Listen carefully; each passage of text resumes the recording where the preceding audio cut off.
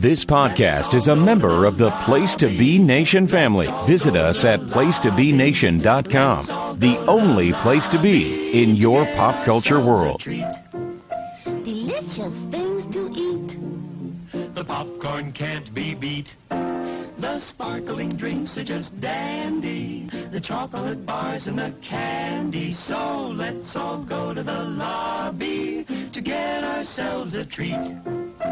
Let's all go to the lobby to get ourselves a treat. Place to Be Nation, welcome to the most recent installment of Pop Goes the Movies on the Place to Be Nation pop feed. I am Scott Criscuolo, and we are going to discuss tonight as we begin the fall season in 2019. I guess we're going to kind of timestamp this because you never know when you're going to hear this, but the fall/winter movie season is upon us, and this was probably the first big one.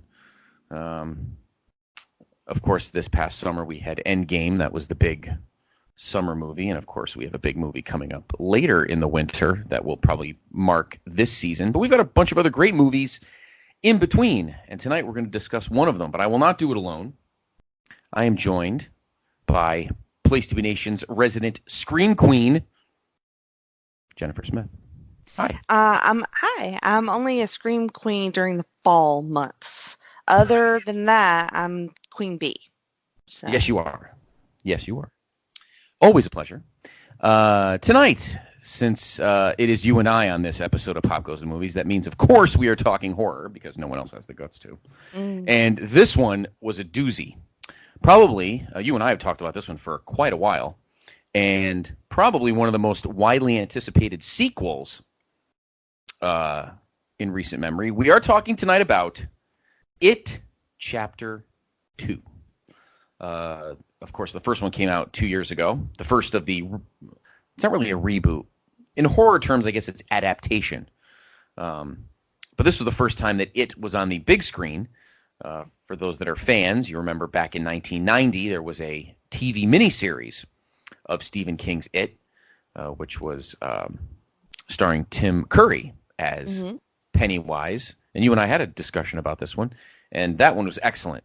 But, of course, it was TV. It was the small screen, so it wasn't as gory and blood-curdling. But yes. Psychologically, it was pretty awesome, though, because Tim Curry's pretty awesome. I was never a fan of the cast of the miniseries one, like Richard Thomas. He was John Boy in the Waltons. Really? I always loved him. Really? Yeah. I think it was a little different. Harry Anderson I was not a fan of him. Well, I guess it's hard to say now because comparing who was these characters here, I guess again, it's difficult. Two different eras, so I guess it's hard to you really can't compare the two. But the first one, of course, came out in 2017, and it was widely anticipated because there hadn't been a good Stephen King adaptation of anything in a while. And, of course, earlier this year, there was, I guess you could see, a mediocre adaptation of Pet Sematary, which to me, you saw the new one, right? I did. I actually liked it quite a bit. Did you? I was surprised. Was it better than the other one, than the original?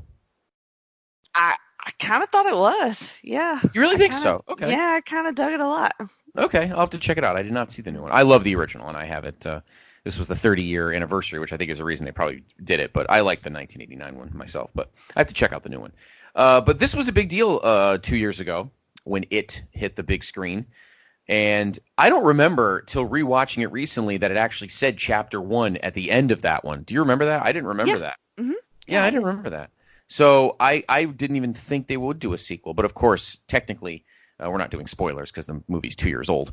But Pennywise technically did not die in the end of the second one. He just was left starving for 27 years. Of course, just to quickly recap the first It, It, which is Pennywise, is an evil, malevolent spirit who attacks, who comes to wreak havoc every 27 years. But in the first movie, the Losers Club batted him back. Of course, he did take little Georgie, but he was batted back and held starving for 27 years. And back down the well he went. What'd you think of the first one? I loved it. Yeah, I would. I have such a huge like soft spot for the miniseries, TV movie, whatever you want to call it. So I didn't know what to expect, but once I started seeing the images of old Skarsgård as Pennywise, I thought he was just creepy, and I loved the young cast. Um, for the first one. So yeah, that movie was great. It I can't say enough good things about it because I thought it was an excellent adaptation of Stephen I King. I agree, and I actually loved the cast in the first one, of course, led by uh, Mr. Mike himself from Hmm. Stranger Things, Finn Wolfhard, Yes. whose head did not quite look like a football yet, like it would in season three of Stranger Things. He looks like his head looks. I don't know if it was his hair, but he in season three of Stranger Things, he looks like what's his name on Family Guy. Stewie. Yeah, he looks like Stewie's head. Yeah. He It's didn't look as bad definitely as his hair. Yes. yeah, no, it's definitely his hair. But he was excellent in the first one, as was the rest of the kids. Sophia Lillis, who played Bev, she was awesome. Mhm. And of course, the Losers Club batted him back. They would come back for the second one because they would do a flashback to, I guess it would be 1989, technically, because technically they're in 2016 Yes. in the second one. So it's not modern day per se, but of course they're doing the math. Hmm. Yeah, let's talk about Bill Skarsgård for a minute because, again, Bill Curry, he was a coach. Tim Curry, he was a coach. Tim Curry's performance, very different, psychological. I mean, frightening as all fuck, but obviously very different because it's on TV, so it's not as gory. And at that time, in the early '90s in horror, other than the big three of Freddy, Jason, and Michael, the gore was fairly kept to a minimum, particularly with Stephen King's movies, because technically, and you and I talk about Creepshow all the time, which is one of our favorites. Stephen King's not a horror writer per se; he's a suspense writer, a thriller writer. There are some horror that they've done, of course, Cujo, and another great TV adaptation, Salem's Lot, which is one of my favorites. But those aren't gory per se. Maybe Cujo is a little bit. And the original It was not even close to gory per se, but it was downright frightening. And Tim Curry's performance is out of this world. But obviously, Bill Skarsgård got the benefit of the doubt for being on a big screen. Hmm. And his makeup is fucking great. I don't know. It just, and that thing that he can do with his eyes where he can look in two different directions is like, Yeah. it's so unsettling because I thought that was special effects. I didn't realize that he could actually do that. And so that just like blew my mind. I mean, because it looks so fucking scary and freaky. Yeah, no, I agree. And that weird smile, like he was the Yes. guy And the for the role. voice. And the voice, like it was like Yeah, really that. crazy. And that's what made the first one so great. So this one, we're not gonna we won't ruin the plot and we won't go spoilers per se, but we'll get into some of the meat and potatoes.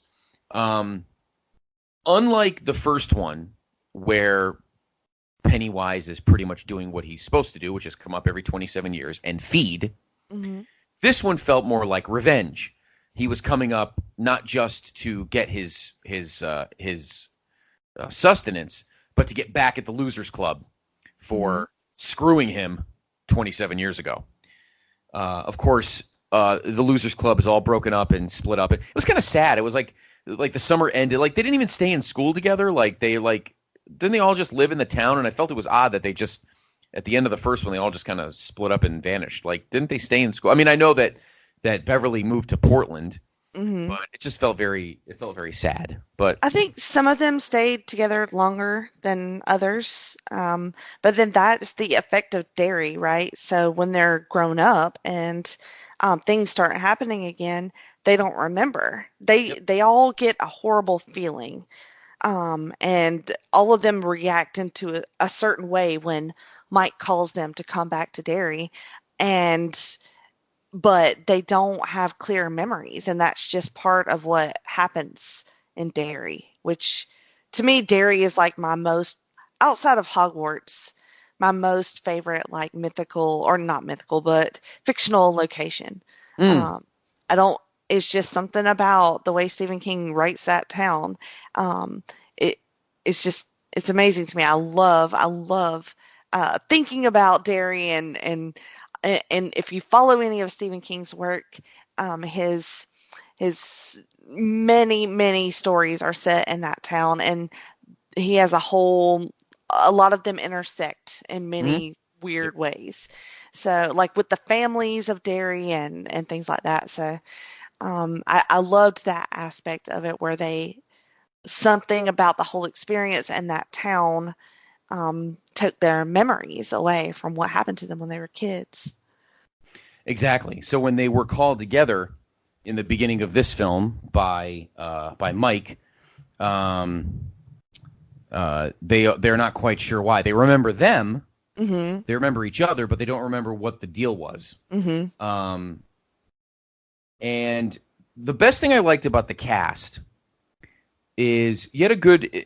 I thought there was a great combination of somewhat unknowns and well-knowns. I had forgotten that James McAvoy was actually in this movie. I totally forgot. Oh, he was like a major draw for me. When I found out he was going to be the grown-up Bill, I was like, oh shit, that is a great casting. It is, and he did a tremendous job. Of course, Bill was the great. Main character in the first one, and it was his brother Georgie that was killed by Pennywise, and of course he had the stutter, which he still did. Mm-hmm. Obviously, the most high-profile member of the cast is Bill Hader, who played grown-up Richie. He's probably the one who most people know. Richie was the one character who had the well-known child actor and the well-known adult actor, because everybody knows Finn Wolfhard, and of course everyone knows Bill Hader. And I thought he was great. He kind of stole the movie. Yeah, and you know what's funny about that? I don't think he even meant to. I don't think he did either. I think he tried to stay level-headed by being a snarky douche like he was when he was a kid. Yes. And but I don't think he meant to do it though. So I like that. He let the rest of the cast kind of do their thing. Did you know, and I didn't realize this till I read it today when I was doing a little background, that obviously Finn Wolfhard is a little older now than he was when he first did the first movie, because the first movie was around the same time, in fact, maybe a little before he did the first season of Stranger Things. Mm-hmm. Now, of course, as we both watch season 3 of Stranger Things, they're all in their weird, awkward puberty phase now. Yeah. so yeah, so of course we all lived it. Mm-hmm. And but he can't look like that here because he's supposed to be still whatever age he was 2 years ago. Mm-hmm. So they actually CGI'd Finn Wolfhard's face. Did they? And I did not him, know that. I read an article today. They actually CGI'd his face to make him look the same age he was when they did the first movie, which was around the time they did season 1 of Stranger Things. Well, what the fuck? Did he grow a beard or some shit in the two? I mean, like, how much different? That's what I said. It's not like Michael Douglas at the beginning of fucking Ant-Man, you know? I mean, it's not that long. Yeah, so I don't, but I don't know. Some people, I didn't, to the movie's credit, it didn't hit me until I actually watched the movie and went, well, it's all right. It looks a little different, but whatever. Until I read that, and I'm like, fuck. It was okay. Poor guy. Everybody else pretty much looked the same. Isaiah Mustafa played Mike. Jay Ryan played Ben. Of course, Ben was a little chunky kid, and I love that character. I loved Ben because he was a confident. Like it's one of the first movies where like the fat kid was like confident, and I dug that about that character. Like usually the fat kid's the fucking mushy, backboneless, Mm-hmm. bully recipient. But the kid had confidence, and I always appreciated that about him in the first movie. Of course, he grows up and he's a brick shithouse. Yeah, he's hot. So, yeah. Super So, hot. yeah. So, and he's, of course, played by Jay Ryan. Jay Ryan. James Ransone played Eddie. Of course, Eddie. I like the kid who Jack Dylan Grazer, who played Kid Eddie. He was like a little grown up. Mm-hmm. I really liked him in the first one. And the casting between the young and the older version, it could have been the same, person. Like they look so much alike and acted so much alike. I mean, all of the adult versions of the children were like dead on casting wise. Yeah, I agree 100%. Like they made Bill Hader look like a grizzled old what Finn Wolfhard would look like if he was that old. You could definitely see that happening. Yeah, no, there's no doubt about that. The villains that kind of crossed over to the new one, obviously besides Pennywise, Hobo the Leper. The leper in the first one freaked me the fuck out, let me tell you. Yeah. The scene in the first one where he picks up Eddie's pill is all like, he's got like no nose and his face is all like fucking grizzled and shit. Mm-hmm. Freaked me the fuck out, let me tell you. And I was watching it at work and it freaked me the fuck out in the middle of the day. I can imagine remembering it on a big screen, how fucked up it was. The story itself, I don't want to get into the length because I do have, for the most part, I loved this movie. I did have a couple of cons, one of them being the length, but I'll get to that in a minute. Obviously, some of this second movie was taken from Stephen King's book. Most of the book was for the first movie. Did you enjoy the story? Did the story seem believable? Did it seem like that it was easy to follow and that it worked? Yeah. See, like, it is one of the few Stephen King books that I haven't read because, like, a lot of his stuff from that time period could probably do with some editing. And I attempted to pick it up, and it was unrefined, really. I mean, it was kind of hard to get through. Yeah. And so I always felt kind of bad, like not reading that book, but loving the miniseries so much. But parts of this movie, I kept thinking that they must be sticking pretty close to the book because it felt like, particularly when after the Losers Club, they're trying to decide what they're going to do, right? Because they don't want to fight Pennywise again, but then half of them feel like they have to. And they all each go out into the town and they each have experiences with Pennywise, like scary shit that happens to them. And every scene during that little sequence just felt like Stephen King's, like his scenes out of his books. So I kept thinking, like, I wonder if this is in the book. This feels like a Stephen King book. Every little part that kept going together. So if anybody out there has read the book, tweet me or something and let me know how close the adaptation was to the book. I'm very curious to that because, I mean, frankly, it's going to take me quite a while to read that book. It's very lengthy. Yeah. And kind of hard to read, but I did like the story. I didn't think it was complicated. I loved the growth of the characters. I loved the flashbacks. Everything story-wise, I thought clicked along pretty well. Now, towards the end, when you start to get into Pennywise origin story, that's a little odd. Like that, I wasn't expecting that twist. And like you said, I don't really want to spoil it, but it felt a little bit out of step with the rest of the movie, as far as story goes. What do you think? I enjoyed the flow. My favorite, I've read a lot of Stephen King's books myself. My favorite actual Stephen King book, on a side note, was actually ended up not being as good a movie, and that was Needful Things.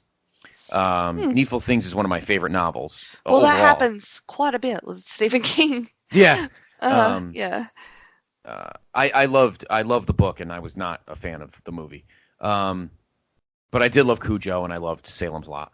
I think we needed Pennywise's backstory here. I was a little skeptical that we were going to get kind of like a a Nightmare on Elm Street reboot situation, like the one that came out in 2010, where we're going to have to find some sympathy. Same thing Rob Zombie did with Michael Myers and his Halloweens. Yeah. Bad guys are bad guys, period. Yeah. You're not supposed to feel bad for them. And I'm glad we don't. So that worked out in that aspect. The only part of the story I was not a fan of, and I think that's why I think that's what led to the movie being longer than it probably should have been. I understand we needed a backstory of what's been going on in all of these guys' lives since and gal since the first movie, or since 1989. But I think that took a long time, and I think they could have done it maybe in two groups, I guess. I don't know. Like Beverly, for instance, became very successful, but she just got stuck in ruts of abusive relationships going back to her dad, and the husband was a fucking scumbag. By the way, did you feel gypped that we didn't get like an end to that about the husband? I did a little bit, but I feel like when she left, that was probably the end. You know what I mean? Like, Yeah. She left her ring there, so I feel like that's that why was they did that. probably done. Yeah. Yeah, I think they put the ring down as like okay, she's never coming back to this fucking scumbag. Exactly. Yeah. So yeah, that was kind of like the way for us to show. Okay, that makes sense. The other thing that kind of threw me off, and I don't know if the book was meant to be this way, because they alluded to it, but I don't know if it's true or not. There's the flashback scene where Richie is playing Street Fighter with the kid. Yes. And he wants to keep playing, but then of course he's Bauer's cousin, and they kept making fun of him, thinking he was gay or whatever. And that was kind of left in limbo.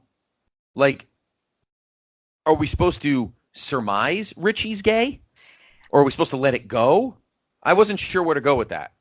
Like, they just kind of left him there in limbo. I wasn't sure what to make of it. Well, so I kind of went with it. I feel like towards the end, part of his breakdown about one of the characters' deaths is that he was in love with him. You know what I mean? So that's entirely possible.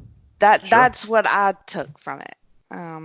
But we keep dancing around it, but if anybody's going to listen to this, they've probably seen the movie. So, I mean, I don't know how you feel about the spoiler things, but I mean, it wouldn't bother me to get into it because, nobody's really going to listen to this pre-going to the movie, right? That is true. That's the whole point of that's true. And this isn't exactly Endgame where we need a 4-week or 5-week moratorium, right? Or maybe episode 9, which I know down the line here in Pop Goes the Movies we'll be doing a multi-person one, but we'll probably do a statute of limitations on that. Exactly. So, all right. So the doors are open, everyone. We're saying let's it now. just do that. If you want to wait, pause it. So, according to Mike, who's the only one that stayed in Derry the whole time, based on a Native American that he met, a tribe, who showed him a vision of it, meaning Pennywise, arriving to Earth from the stars, and informed him of something called the Ritual of Chud, a way of destroying it once and for all. They convinced the guys to get together, and the gal and Beverly, and end this thing once and for all. Meanwhile, speaking of Bowers, of course, the bully from the first one with the mullet who blew his dad's brains out. Yep. Or no, not, he stabbed him. He stabbed him. Yeah, he stabbed him. Stabbed him in the head. That was fucked up, by the way. That was a it was. Death. Yeah, it was. He's in like the loony bin. But Pennywise helps him escape because of a balloon under his bed or something like that. Yeah. Very strange. So each loser has to get something from their past. And this kind of helps us because if you remember the first movie, obviously they all are very connected. Beverly goes to her home where the old and now we figure out the trailer with the old lady that was out for so long. she finds her old love letter that Ben wrote, even though she thought it was Bill. I think the scene that gutted me the most is the one where Bill goes back to the storm drain. Yeah, that to was look for the boat.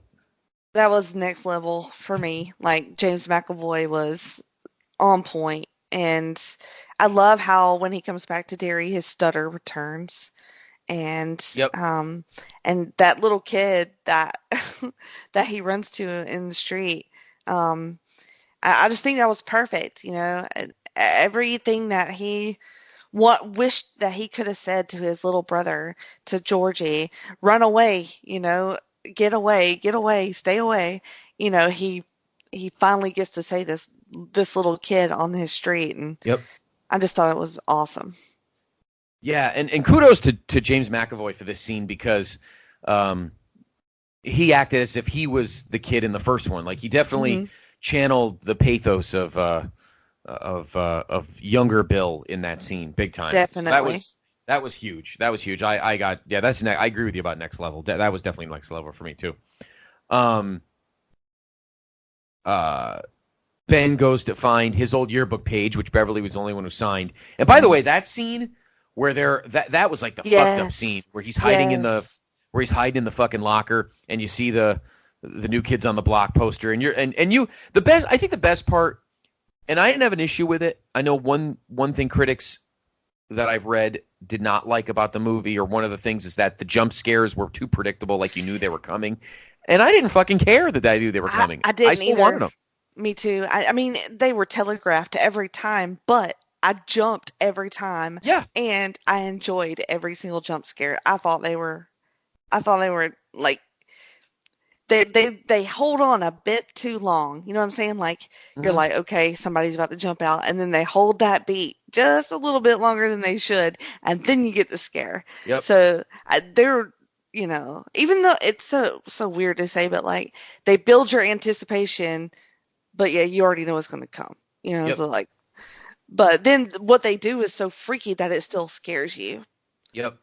Absolutely. I agree with that 100%. And the Ben single story, or that sequence, where he's in the locker and, you see the camera turn and you see the New Kids on the Block poster and you're like, he's going to fucking stand there. Mm-hmm. Whether it's Pennywise or the fucking zombie or whoever, something's going to be back there. And it was. And we knew it and we didn't care. Another scene that I would like to call out about Ben is before that, when he is in the classroom and quote unquote Beverly, comes and talks to him, and he's thinking that it's her, and he's so crushing on her, and he thinks that they're going to make out, and then she turns into a monster, and it was, I just thought that was like every young boy's nightmare, right? Yeah. Like I know, right? A monster and a girl. Yeah. One who told you off is even worse. Yeah, exactly. That was a tremendous. Ben was becoming, I think, like my number 2 favorite character of the club behind Richie. Just based again on the fact that of his confidence for a kid that had no business having any, I guess, in past movie tropes. Fat kids have confidence. I know, right? I know, son of a bitch. He should be hiding in that New Kids on the Block. But that was badass.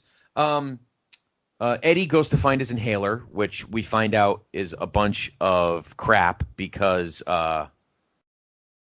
apparently his mom kind of got it in his head that he had all these issues. And of course he tries to save his mom from the zombie or the leper. I love that sequence too. Yeah, where she's tied up in the chair. Yeah, and he's talking to himself and saying the funniest shit. Yeah. Because he knows it's fake, Yeah. And but he's still scared and he still has to do it. Yeah. No, it was excellent. Richie finds the arcade, finds the game token. Of course, Stanley, who was their fine little Jewish friend, and I say that specifically because that was the whole premise of the first one, where he was at his bar mitzvah and he pretty much told everybody in the synagogue to go fuck themselves. Yeah. Which I thought was goddamn hilarious. Yeah, it was funny. he can't handle it and he kills himself. Yep. In the beginning of the movie, that was also a next level gut punch, because it was so early. It was so early in the movie, you know. Holy shit! No Stanley, what the fuck? I remember that same reaction from the miniseries. Like that's one of the, to me, his suicide is one of the like most poignant parts of the movie. No, I agree 100%. And it was tough on this one too because it came in the beginning. Now, I know for a fact that you hate snakes. I do hate snakes. Yes. What are your thoughts? What are your thoughts on spiders? I'm cool with spiders. I really am. Like, I mean, I ain't want them around me, you know. Well, like, no, nobody wants to be friends with them. I mean, you know, but like, I don't mind killing them. You know, it's not like I shriek and run away. But yeah, I'm good with spiders. Okay, because there's a lot of them in this one. There is. The one with that's Stanley's head is fucked up shit. That is gross. Fucked up shit right there. Oh my God. It was great. I loved some of the gross, scary shit they did in this movie. And just, I was hoping for, to me, one of the classic scenes from the original is when they go to Mike's library and it fills up with the red balloons and then, like, busts blood everywhere, you know? I wanted to see more blood-filled balloons. Me too. I agree. Like the first one, we had a blood-filled bathroom. That was awesome. Yeah, that was great. And we didn't see that in this one, but we did sort of when they came. And like I read some of the reviews where it was like it was too like crazy CGI heavy. But for me, I didn't feel that way. I mean, towards the end, I could see an argument made for that. But also, I felt like they did enough things practically that it wasn't offensive to me. No, it wasn't offensive to me either. Not at all. You know, the days of John Carl Buechler and Tom Savini and the Freddy Jason guy. I mean, now CGI is so much easier to do than, you know, rubber heads and fucking tomato soup. You know what I mean? Like they don't want to bother with that shit anymore. But it didn't faze me in that aspect. I mean, it's, you know, even obviously the big penny spider in the end was awesome looking. It was. There is a rumor, and I read multiple articles about this today, that Bill Skarsgård has alluded to an It Chapter 3 that will be a prequel, because you really can't go much past this, obviously. So I'm in. Do it. You're absolutely no fucking doubt about that. Did the end satisfy you? Yeah, I mean, we lose somebody. We lose fucking oh my God, what's his name? Why am I blanking on his name? Who died? Yes, who died? Yeah, Eddie. Eddie died. God, why did I just blank on that? Eddie. And that was really sad. And, very. And their scene at the end, when Richie breaks down was, I actually did. I got a little teary eyed at that. Emotional. And yeah, and you know, who cries at horror films? I mean, not like from terror, but you know, from like genuine emotion. But yeah, it was rough, man. I thought the ending was appropriate, and you kind of felt like the threat was so great that you had to lose somebody. It just sucked that it ended up being Eddie. I mean, I could have sacrificed like Mike maybe, and not have been as sad. I mean, just being honest. You're the idiot that stayed in town. You deserve it. I thought of all of the characters, his was the least developed. True. And he was the linchpin because he was the only one still in town. That's the funny part. Yeah. I mean, that, like, he served a purpose, but, like, I didn't connect with him the way I did with the others. Good point. I agree, too. I almost think he overacted there for a little bit. It was almost too crazy. It was. In points, yes. I see what you mean. Yeah. And So I guess Richie did kind of have a thing for Eddie because that was the initials on the bridge. Yes, that was Oh, yeah. okay. So I guess it is established what Richie's hmm feelings were. Okay, hmm fair enough. And they always took jabs at each other all the time, and were constantly mocking each other, and um, so a lot of that was, covering up his true feelings, which is, sad, and Yeah, it absolutely. makes you feel for him. Yeah, Um, absolutely. Shoot, I was just thinking about something else. Oh, one of my other favorite scenes from the original is the bike riding scene. I don't Hmm. know if you know what I mean when I say that, but I want to From say the it. from the one 2 years ago or from the miniseries? No, from the miniseries. When I say the original, that's what I The mean. original, you mean the Tim Yeah. Curry one? The, I gotta watch it again. It's a little yeah. hazy to me. I think I know which one you mean. It's like Bill and Mike, and they get the old bike, and then there's music playing over it, and Yes. Yep. they just kind of Yep. revert back to children, and Yep. they riding the bike and goofing around. So I was hoping for a little bit of an homage to that particular scene, and then I got it. Um, and when Bill finds his bike in the shop where Stephen King works, Yep. and then rides it down his old street, and he gets pumped, right? He starts riding the bike, and I think he starts truly remembering what it was like when he was a kid, and Yep. um, like just a rare little joyful moment Yep. in the middle there. Yeah. No, I do remember it now. I do. I gotta watch that again. I think it's on is it on Netflix. I don't know if the originals. It's on some stream. It's either Netflix, Hulu, or Shudder. I don't remember which one, but the I, original one is somewhere.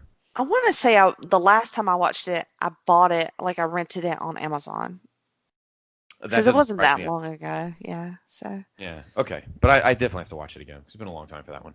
Um, so it seems like the door is shut on the story, at least the current story. But I think a prequel is in order because they made. Remember, Ben, little Ben, little cool chubby Ben, in the hmm first one, made a point to discuss the previous 27-year gap events, Right. and there's a good chance that It Chapter 3 might be one of those things. So interesting, There you go. something to think about. So we hmm definitely need to see more of Pennywise.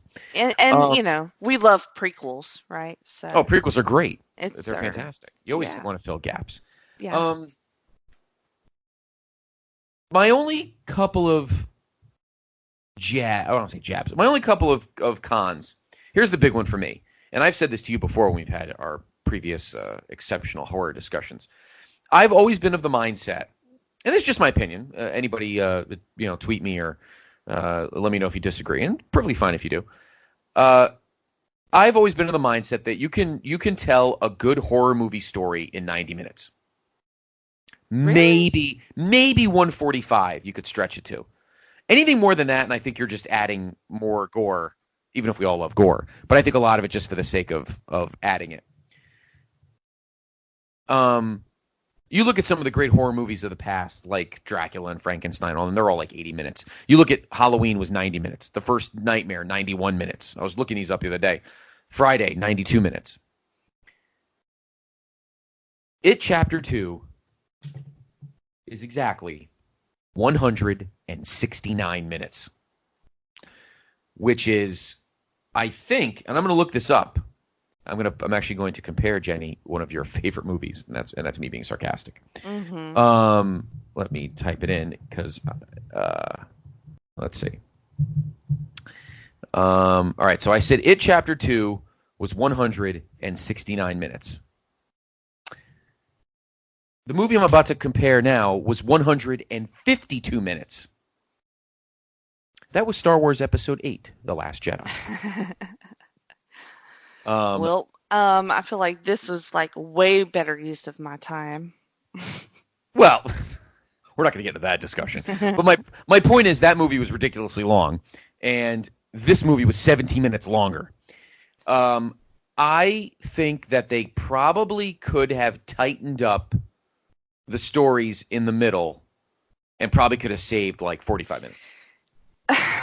Maybe 40 minutes. I see what you mean, and like you said, it's your opinion, and I get it. Like I get people have issues with like movie length, but I've just never been one of those people. Like I honestly, I don't care how long it takes, unless it's just like gratuitous. Like if I'm into it, I mean, I'll sit there and watch it. And even with Last Jedi, I didn't find it to be.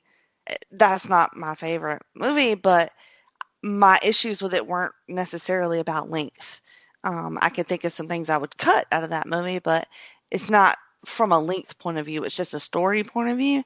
But like for this one, I feel like all that time spent in the middle is very important. When they all go off to find their objects and have their experiences. I think that to me is pretty important to the story because if you didn't spend the time with that, then you're not really getting into the fears of these kids because that's what it uses is all of these people's fears to fuck with them. Correct. And so all of that is just like really awesome character development for me. And then you have to have them have a final battle, that feels like earned. So that's why I didn't have a problem with the length of the movie. I mean, it just wasn't an issue for me. But like I said, I get it. I totally get it.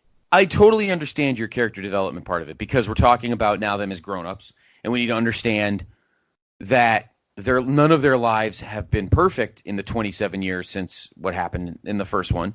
So I get that. I just feel like they probably could have done it in groups and maybe would have been able to tighten the stories up just a little. I can see that. But I don't disagree with you on the character development. You don't want to gyp that. I get that. Mm-hmm. Because again, these adults, particularly Beverly, because of her traumatic childhood, having the dirty old man as the father, and now he's got a piece of trash husband. Mm-hmm. She's confident to a degree, and we needed to see how confident she really was. But she was always the one that looked Pennywise in the face and said "fuck off," when the rest of them couldn't. So that's the only thing I took away from it was I probably could have done with short. What I'm talking about too, Jenny, is not cutting anything. What I would have done was told the middle part a little tighter. Right. I get it. Yeah, that makes sense. But at the same time, I completely agree with you that you don't want to gyp anybody's character development. I'm not saying that either. It's not easy.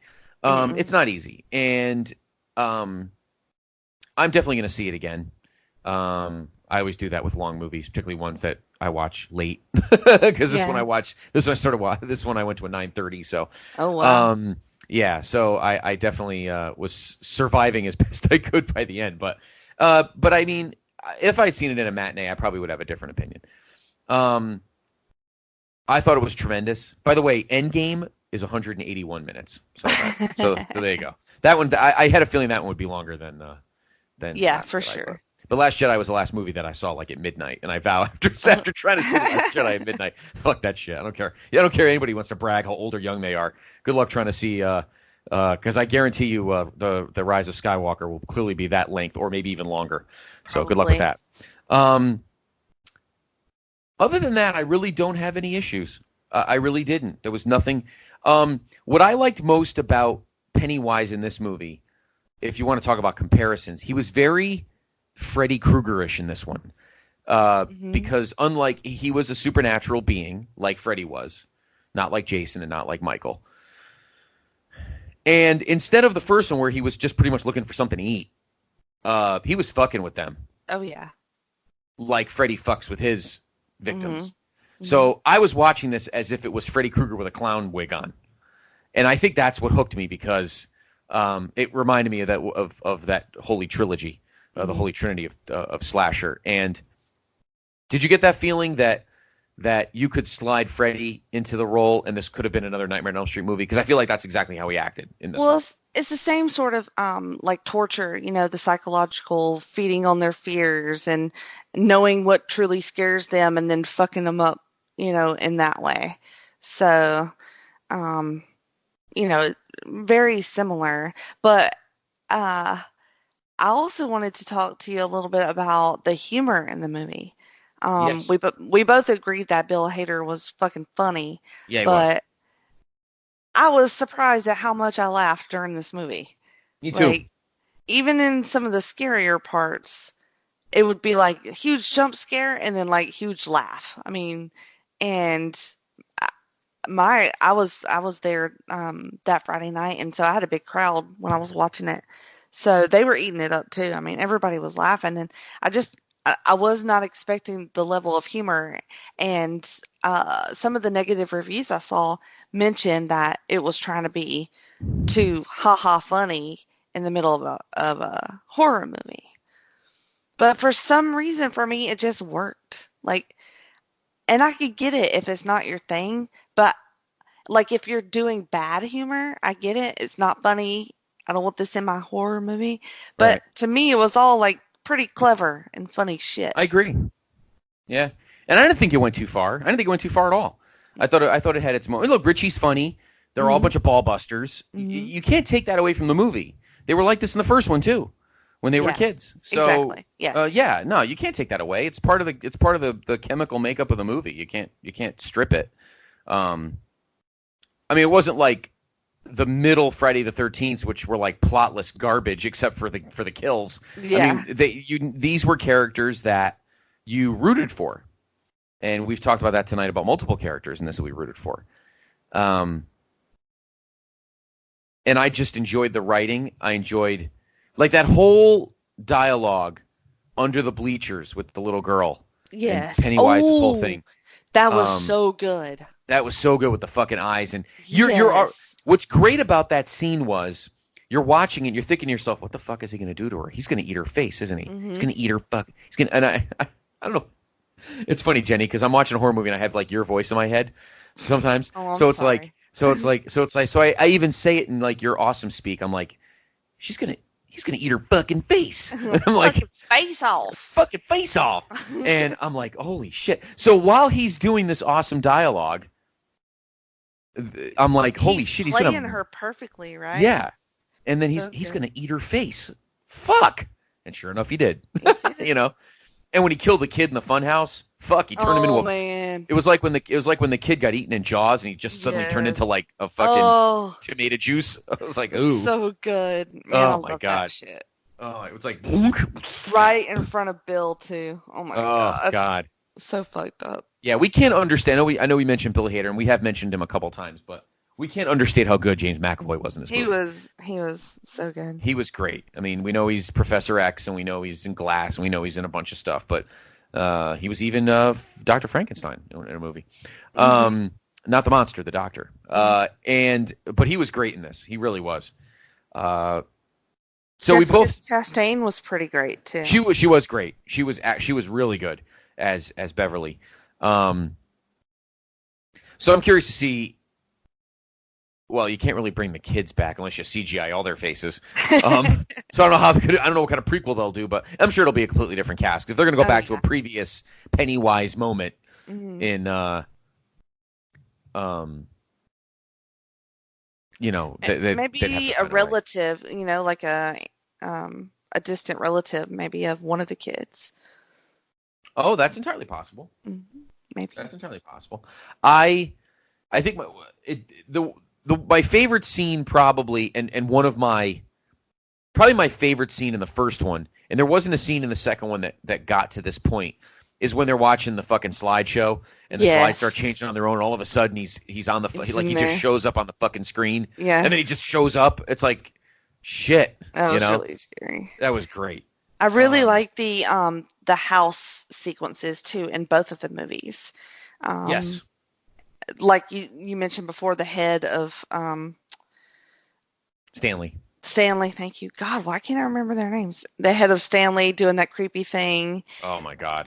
And then you get like a straight up comedy moment when there's the three doors, and it was like really scary, not scary at all, kind of scary. Right. And Richie and Eddie do their little bit in front of the doors. Pretty great. Yes. And then Ben and Beverly had that moment where I think that must have been in the tunnel though. By the time they got, now I'm starting to get confused on the sequence. But there was a sequence where they got ripped apart, and one went one way, one went the other. Right. And Yep. yeah, that was pretty cool. All of that little weird, surreal things that to me just screams Stephen King. I agree. Yeah. And I think it's a good twofer. I think it's one of the best, horror right now, other than the Conjuring series, has been mostly one-shots, and sequels have not worked as well as they had in the past. But this is a 1-2 punch that I would wholly recommend owning in your library, whether you have it digitally or get the Blu-ray. You can get the first one now pretty cheap. You could probably get it for like $10 or $12 if you go to Best Buy or something. But whenever the second one comes out, get it too, or get it, download it, because they really are. It is incredible writing, well acted, scary as fuck, and you'll just have a blast. It's so much fun. Like, it really is. I grinned the whole time. Like, I was just having the best time watching this movie. Yeah, I agree. So was I.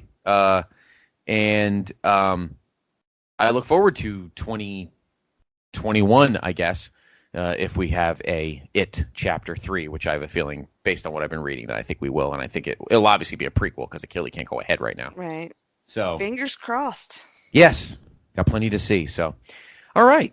Well, that'll do it for this edition of Pop Goes the Movies here on the Pop Feed. Jenny, it's always a pleasure. We do this more often. Much. And we will have more Pop Goes the Movies as the fall continues. A lot of great movies coming out this fall. Yeah. So where can everyone find you?